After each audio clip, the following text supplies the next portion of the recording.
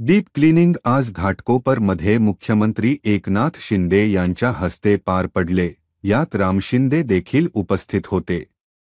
मुंबई स्वच्छ असावी किंवा असे म्हणा संपूर्ण महाराष्ट्र स्वच्छ असला पाहिजे.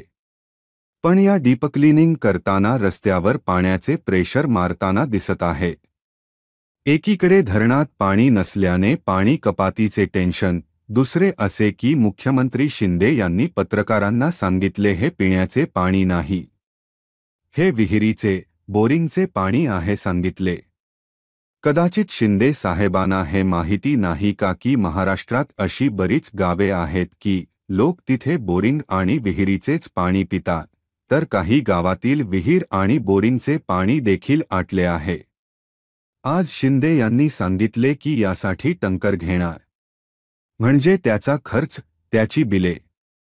यात भ्रष्टाचार होणार नाही कशावरून? हा प्रश्न येतो. हा पैसा लोकांच्या खिशातला जातो. हे मुख्यमंत्र्यांनी लक्षात घेतले पाहिजे. सफाई कामगार साफ सफाई करत नाहीत असा अर्थ घेतला पाहिजे, मग यांना पगार कसला देतात?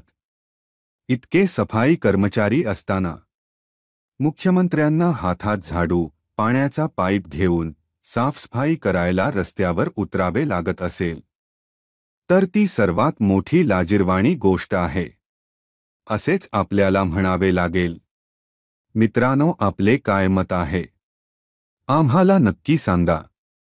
सफाई कामगार, महापालिका, सरकारचे आदेश पायदळी तुडवतात की मुख्यमंत्र्यांची किंमत नाही?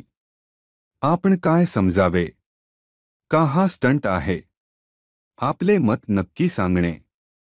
सोबतच आता मुख्यमंत्री महाराष्ट्रातील सर्व शहरे, गावे साफसफाई करायला जाणार का? हा देखील मोठा प्रश्न आहे.